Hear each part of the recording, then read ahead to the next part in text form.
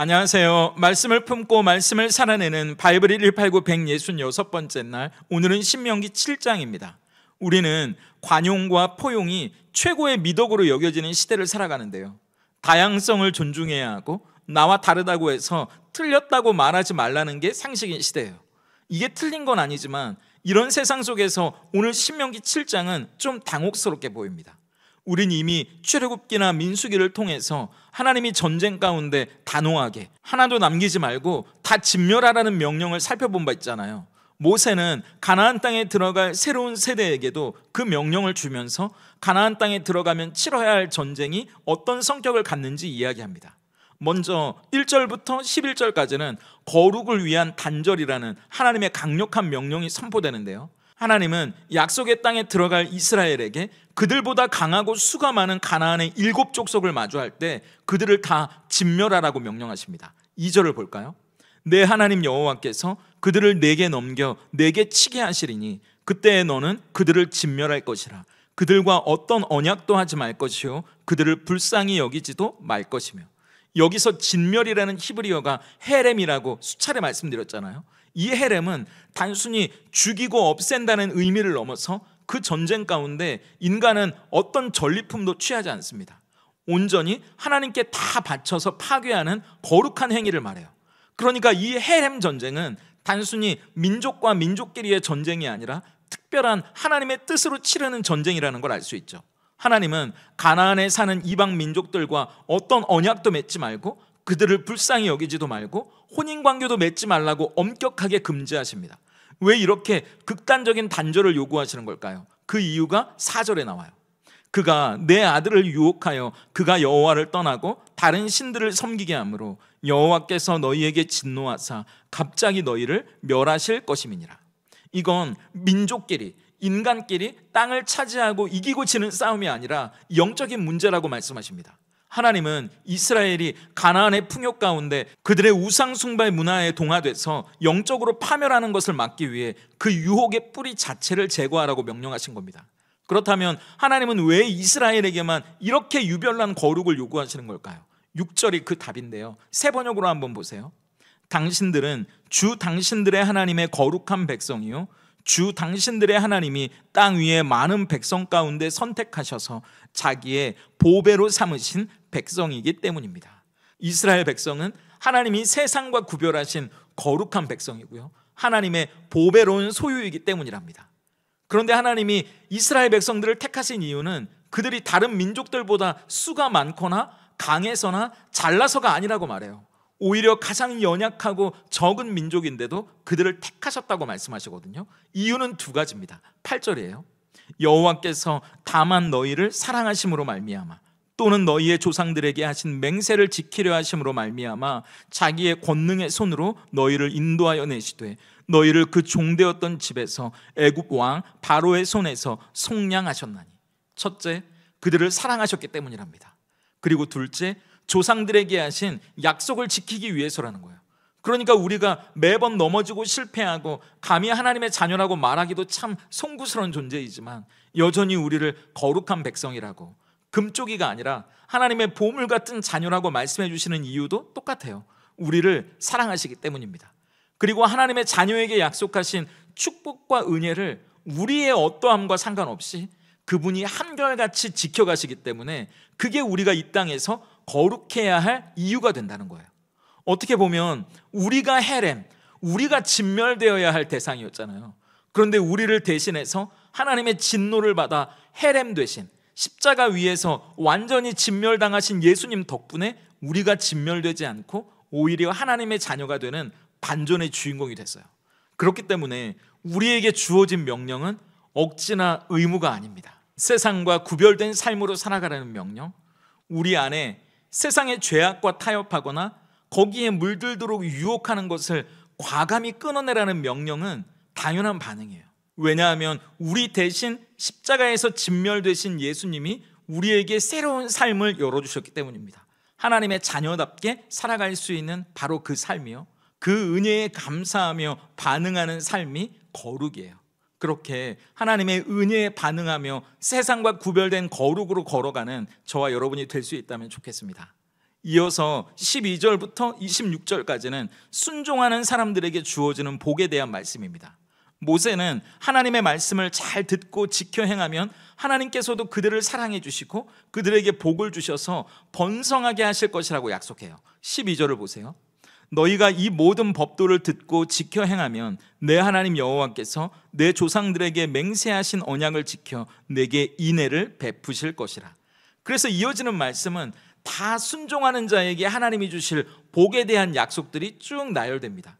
토지의 소산, 가축의 풍성함, 배가 끊어지는 법이 없이 생명의 축복을 받고 또 애굽 땅에서 트라우마처럼 남았던 악질 같은 질병으로부터 건강하게 하실 거라고 약속하세요. 그런데 이스라엘 백성들이 가나안 땅에 들어가서 혹시 의심과 두려움이 또 올라올 수 있잖아요. 그럴 때 처방을 미리 내려주십니다. 하나는 기억하는 거고요, 또 하나는 신뢰하는 거예요. 19절을 보세요. 내 하나님 여호와께서 너를 인도하여 내실 때 내가 본 큰 시험과 이적과 기사와 강한 손과 편팔을 기억하라. 내 하나님 여호와께서 내가 두려워하는 모든 민족에게 그와 같이 행하실 것이요. 해결책은 더 강한 군대가 아닙니다. 하나님이 하신 일을 기억하는 거예요. 과거에 그들을 구원하신 하나님께서 오늘도 동일하게 그들을 위해 싸워주실 거니까요. 그리고 21절입니다. 너는 그들을 두려워하지 말라. 너희의 하나님 여호와 곧 크고 두려운 하나님이 너희 중에 계심이니라. 그 하나님이 오늘도 우리와 함께 하신다는 걸 신뢰하는 겁니다. 우리도 마찬가지 아닌가요? 앞날에 대한 두려움을 이기는 힘은요, 뭔가 그 앞날에 대비해서 이것저것 세상의 것을 쌓고 채우려고 애쓰는 게 아니에요. 하나님이 주신 은혜를 기억하는 겁니다. 그렇게 우리를 지켜오시고 인도해 오신 하나님이 그리고 오늘도 우리와 함께 하신다는 것을 신뢰하는 거예요. 예수님의 또 다른 별명이 임마누엘이잖아요. 우리와 함께 하시는 분입니다. 성령 하나님은 우리 안에 지금도 우리와 함께 하시는 분이세요. 그걸 신뢰할 수 있느냐 없느냐가 우리 안에 찾아오는 의심과 불안을 이기는 힘이라는 겁니다. 그러면서 재미있는 표현이 하나 나오는데요, 22절이에요. 내 하나님 여호와께서 이 민족들을 내 앞에서 조금씩 쫓아내시리니 너는 그들을 급히 멸하지 말라. 들짐승이 번성하여 너를 해할까 하노라. 가나안 땅에서 치르는 전쟁은요, 천천히 조금씩 진행되는 긴 싸움이 될 거라고 말씀하십니다. 우리도 이 땅에서 의심과 불안, 두려움과 치르는 싸움이 한 번으로, 두 번으로 끝난다고 생각하지 말아야 돼요. 그 싸움은 우리의 평생에 걸쳐 계속되는 성화의 과정이기 때문이죠. 그러니까 조급해할 필요도 없어요. 설령 오늘 잘 안 됐다고 실망할 필요도 없습니다. 이 싸움은 어차피 계속될 거니까요. 하지만 우리가 잊지 말아야 할 두 가지가 있습니다. 하나님이 우리에게 베푸신 은혜, 특히 구원의 그 큰 은혜를 기억하는 거예요. 그리고 그 하나님이 오늘 우리 안에 함께 하시고 이 조금씩 계속되는 성화의 과정에도 언제나 우리를 도우실 거라는 사실을 신뢰하는 겁니다. 그러므로 섣부른 좌절이나 낙심은 금물이에요. 오늘도 우리를 구원하셔서 하나님의 자녀 삼아주신 그 은혜에 감사하면서 지금 우리와 함께 하셔서 우리를 이겨가게 하시는 하나님이 언제나 우리와 함께 하신다는 사실을 신뢰할 수 있는 믿음 안에서 승리하는 우리가 될 수 있기를 응원하고 축복합니다. 그렇다면 오늘 이 신명기 7장이 우리에게 던지는 질문 앞에서 우리는 어떻게 삶으로 대답할 수 있을까요? 첫 번째 질문은 세상과 구별된 거룩의 삶을 살아가야 할 이유는 무엇입니까? 우리는 거룩하게 살아야지, 다르게 살아야지를 반복하다가 왜 그래야 되는지는 종종 잊어버리는 것 같아요. 그런데 왜 거룩하게 살아야 하는지가 명확해야 다르게 살려는 우리에게 찾아오는 유혹과 위기를 이겨낼 수 있는 거 아닙니까? 하나님은 이스라엘이 강하거나 의로워서가 아니라 다만 사랑하심으로 말미암아 그들을 택하셨다고 말씀하세요. 이게 복음이잖아요. 우리는 종종 이 순서를 바꿔놓습니다. 내가 먼저 거룩하고 의롭게 살아야 하나님이 나를 사랑해 주실 거라고요. 아니에요. 우리를 사랑해 주셨기 때문에 우리는 다르게 사는 겁니다. 오늘 우리는 또 각자의 세상에서 살아가겠죠. 그 세상에서 거룩해야 할 이유, 다르게 살아가야 할 이유를 먼저 찾고 대답할 수 있는 우리가 될 수 있다면 좋겠습니다. 두 번째 질문은 끊어야 할 한 가지, 시작해야 할 한 가지는 무엇입니까? 하나님은 이스라엘 백성에게 앞으로 가나안에 들어가서 치러야 할 전쟁이 있다고 말씀합니다. 그 전쟁은 하루아침에 끝나는 게 아니에요. 꾸준히 조금씩 치러내야 할 긴 싸움입니다. 그러면서 단호하게 끊어내고 몰아내야 할 헤렘의 전쟁을 말씀하시잖아요. 또 하나님의 은혜를 기억하고 함께 하시는 하나님을 신뢰하라고도 말씀하세요. 그렇다면 우리도 추상적으로 머릿속에만 머무는 싸움이 아니고요, 우리 삶의 현장에 거룩한 전쟁을 선포해보면 어떨까요? 오늘 우리가 단호하게 끊어내야 할 한 가지가 뭔지 대답해보는 겁니다. 그리고 하나님을 신뢰하면서 시작해야 할 믿음의 과제가 뭔지도 한번 대답해 보세요. 조금씩 꾸준하게 치러내는 그 믿음의 싸움에서 승리하는 저와 여러분이 될 수 있기를 응원합니다. 함께 기도하겠습니다. 세상의 수많은 사람들 중에서 가장 연약하고 허물투성이인 우리를 택하사 자녀 삼아주신 하나님 감사합니다.